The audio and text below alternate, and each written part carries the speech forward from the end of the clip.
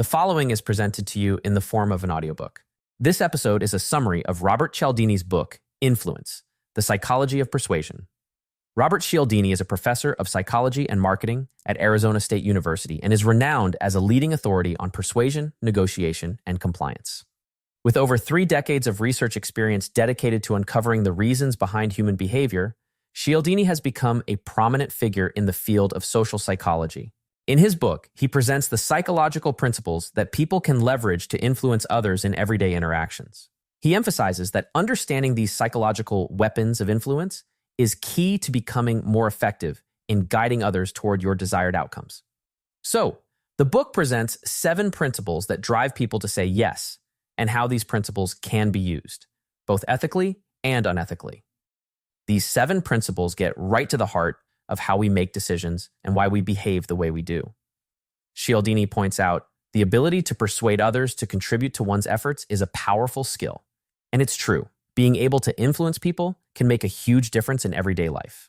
He also explains that these principles work via near-automatic response, a nearly mechanical process by which the power within these weapons can be activated and the consequent exploitability of this power by anyone who knows how to trigger them. Now, understanding these principles is also about safeguarding yourself from being influenced in ways you might not want. As Cialdini wisely points out, the best defense against persuasion is awareness. Principle number 1, give people a reason why. This principle highlights a powerful yet simple idea. When asking someone to do something, providing a reason, even a modest one, dramatically increases the likelihood of getting a yes. He explains that a well-known principle of human behavior is that when we ask someone to do us a favor, we will be more successful if we provide a reason. People simply like to have reasons for what they do. This principle taps into the automatic patterns of behavior that shape much of our daily interactions. As Cialdini explains, people are wired to respond to certain triggers, and one of the most powerful is the word because. The act of giving a reason satisfies an innate need for justification, making it easier for people to comply. It's not necessarily about the validity of the reason itself. Often, giving a reason is enough to propel behavior.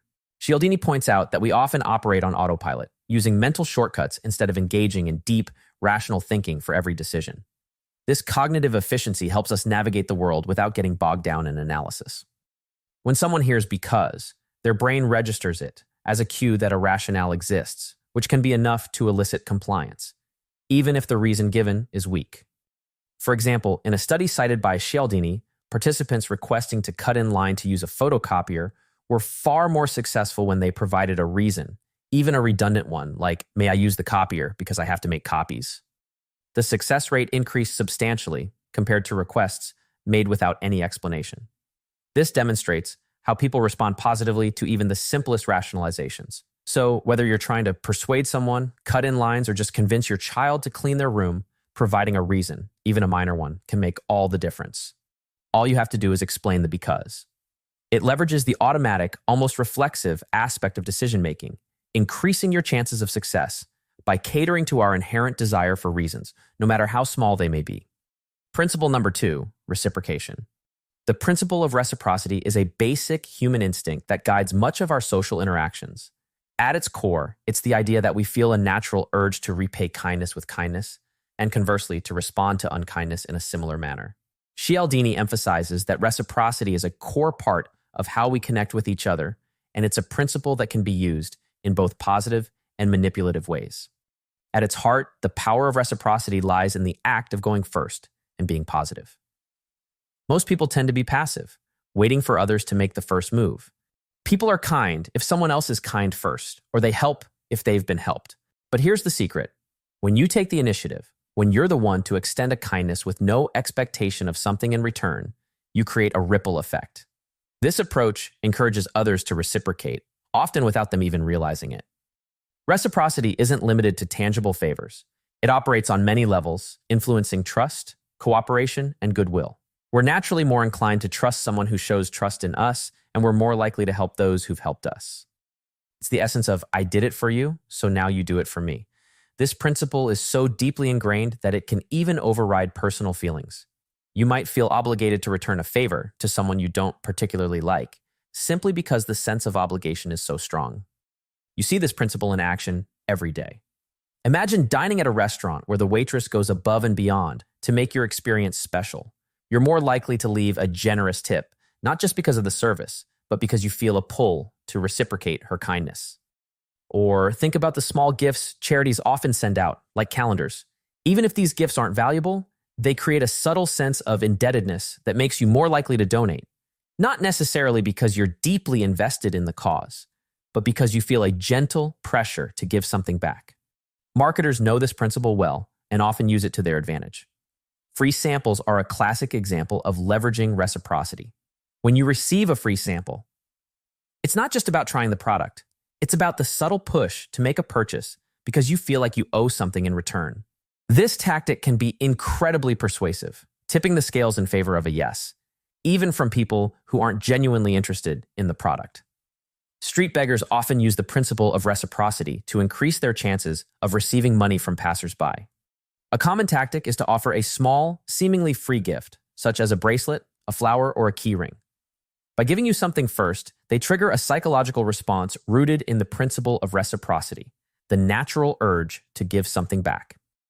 So, the key is in recognizing when a favor, gift, or free sample is a strategic move to create a sense of obligation. One of the simplest defenses is to politely refuse the initial offer. By not accepting, you avoid the feeling of indebtedness and the pressure to reciprocate. Principle number 3, commitment and consistency. The principle of commitment and consistency is a powerful force in human behavior, driving us to align our actions with the choices we've already made. As Robert Cialdini explains, once we have made a choice or taken a stand, we will encounter personal and interpersonal pressures to behave consistently with that commitment. Consistency isn't just a social expectation. It serves as a psychological anchor that helps us navigate life without the need to constantly reevaluate our choices. Once we commit to something, whether it's a minor gesture or a significant decision, we naturally seek to keep our actions in line with that commitment. As Cialdini points out, we all fool ourselves from time to time in order to keep our thoughts and beliefs consistent with what we have already done or decided. This can lead us down a path of automatic, almost blind consistency, where we follow through on our commitments without questioning whether they still make sense, even when circumstances change or new information becomes available. This tendency is so ingrained that it often overrides logic and reason.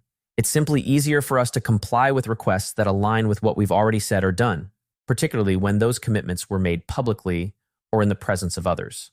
The social pressure to remain consistent is strong. Nobody wants to be seen as indecisive or unreliable. One practical application of this principle is in interview techniques and negotiations.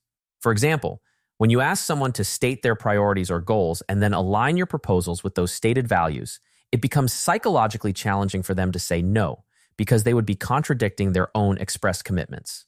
Cialdini notes that once you've shaped someone's self-image in a certain direction, they are more likely to comply with a range of requests that are consistent with this new perception of themselves. This is why salespeople often start with small, agreeable questions like, "Do you care about saving money?" before moving on to the larger sales pitch. They're building a series of consistent steps that guide the customer toward a final commitment. The commitment principle is very similar to the IKEA effect, where people value things more when they have invested effort into creating them. Assembling furniture, for instance, strengthens a person's commitment to the product because of the time and effort they've put in. This personal investment leads to a deeper sense of ownership, making them more reluctant to part with the item. It's not just about the object itself, it's about the psychological commitment they've made through their efforts. Another example can be seen in the behavior of gamblers at horse races.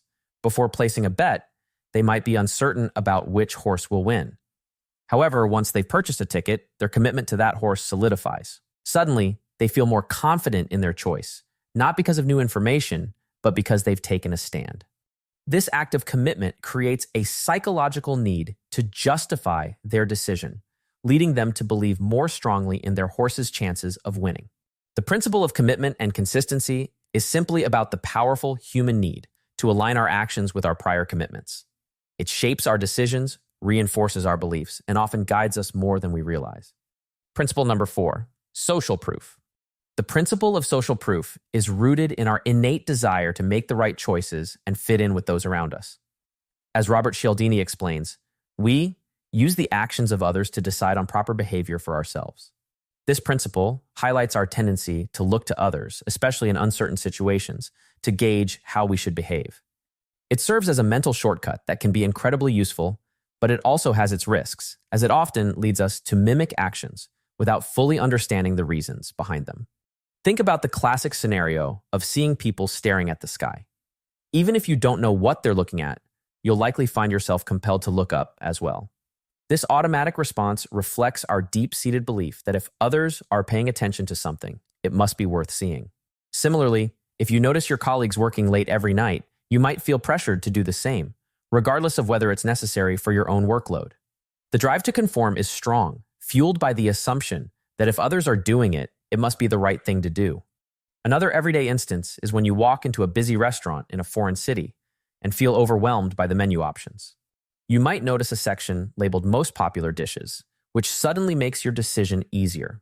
Choosing from this section feels like a safe bet because if others are ordering these dishes, they must be good. This is social proof at work, guiding your choice based on what others are doing. Another example, think about how people tend to clap at the end of a performance or a speech. Usually, there's a brief pause where everyone looks around, waiting for someone else to start clapping first. Once one person begins applauding, it's like a signal to the rest of the crowd, and suddenly, everyone joins in. One of the key conditions that amplify the influence of social proof is uncertainty. When people are unsure of what to do, they become more susceptible to following the actions of others. In the process of examining the reactions of other people to resolve our uncertainty, however, we are likely to overlook a subtle but important fact. Those people are probably examining the social evidence too. This creates a loop where everyone is waiting for someone else to take the first step, often leading to collective inaction. This tendency can be especially dangerous in emergency situations. When people are unsure of how to act, they may freeze or hesitate, waiting for others to take the lead. That's why emergency training emphasizes giving explicit, direct instructions, like pointing at someone and saying, "You call 911." By specifying actions, you cut through the paralysis of uncertainty. Social proof can be misused to influence the behavior of someone. Advertisers and marketers often exploit social proof to create the illusion of popularity or demand for a product. A common example of social proof in action is when a book cover boasts 1 million copies sold. This taps into our automatic response to follow the crowd, subtly nudging us to make a purchase we might not have considered otherwise. The tactic plays on the assumption that if so many people are buying the book, it must be worth having, even though the high sales numbers don't necessarily reflect the book's quality or suitability for every reader. Principle number 5, liking. The principle of liking is rooted in the simple idea that we are more easily swayed by people we like. Cialdini captures this with a keen observation. Your best friend can convince you of nearly anything, no matter how foolish, because of the deep bond of trust and affection you share. Conversely, when someone you don't like tries to change your mind, it's nearly impossible for them to succeed, even if they're obviously right. This principle of liking explains a great deal about human behavior. Everyone places such a high value on likability. The principle of liking is so pervasive that it often operates below the level of conscious awareness. Joe Girard, famously known as the world's greatest car salesman, capitalized on this by sending every customer a holiday card with the simple message saying, "I like you." This small gesture was incredibly effective, reinforcing a positive emotional connection with each recipient. Joe wasn't just selling cars, he was building relationships. And those relationships brought people back to him time and again, driven by the powerful force of liking. But what exactly makes us like someone, and how can this influence be so powerful? Cialdini identifies several factors that drive the principle of liking. Factor number 1 is physical attractiveness. Physical attractiveness plays a significant role in how we perceive others. It's why celebrities, even those with limited talent, often have massive followings. Their attractiveness creates a halo effect, leading people to assume they possess other positive qualities, such as intelligence or kindness. This is not just limited to celebrities. Studies have shown that physically attractive individuals are more persuasive, are hired more often, and are even judged more leniently in court. Attractiveness opens doors and makes people more receptive, often without them realizing it. Factor number 2 is similarity. We naturally gravitate towards people who are similar to us, whether it's in terms of interests, backgrounds, or even beliefs. At work, you're more likely to bond with colleagues who share your views or hobbies and avoid those who seem dissimilar. This drive for similarity makes us feel validated and comfortable, reinforcing our own identity. Marketers and salespeople exploit this by finding common ground with potential customers to build rapport quickly. They'll ask if you like golf, and if you say yes, they will reply, "Me too." Even when these similarities are superficial or fabricated, they can create a powerful sense of connection. Factor number 3, compliments. No matter how much we might deny it, we all love compliments. They make us feel good and appreciated, and as a result, we're more likely to warm up to the person giving them. This is why flattery is a common tactic in persuasion. It disarms us and lowers our defenses. However, there's a balance to be struck. Overdo it, and the compliments come off as insincere, turning us off instead of drawing us in. This delicate dance between genuine praise and manipulation is something skilled persuaders navigate carefully. Factor number 4, familiarity through contact. Familiarity breeds comfort. We are more likely to like and trust things that are familiar to us, which is why repeated exposure to a person, brand, or idea increases our likelihood of accepting it. This is why political candidates, brands, and even social media influencers invest heavily in visibility. They know that the more you see them, the more likely you are to like them. Cialdini explains how people of similar race or gender are more likely to help each other out due to a sense of familiarity, highlighting how even subtle cues of sameness can drive cooperation. Factor number 5, cooperation. People naturally like those who cooperate with them. In the workplace, you're drawn to colleagues who are supportive, collaborative, and willing to help, rather than those who are competitive or distant. Cooperation signals alignment and shared goals, fostering a sense of team spirit and camaraderie. This principle is why team-building exercises and joint projects are often used to strengthen bonds and increase productivity in professional settings. Factor number 6, conditioning and association. We are influenced not just by people, but by the associations they bring. If someone is consistently connected with positive experiences, we're more likely to like them. This is why brands often associate themselves with positive events, like sponsoring a beloved sports team or a popular charity event. So just like all principles of influence, liking can be exploited. In order for someone to manipulate or influence you, they might mirror your interests, echo your beliefs, or flatter you, all with the goal of making you more amenable to their requests. Now let's move on to principle number 6, which is authority. The principle of authority drives us to follow those we perceive as knowledgeable, confident, and credible. Robert Cialdini explains that people feel a sense of duty or obligation toward authority figures, often obeying without question because we're conditioned from a young age to listen to those in charge.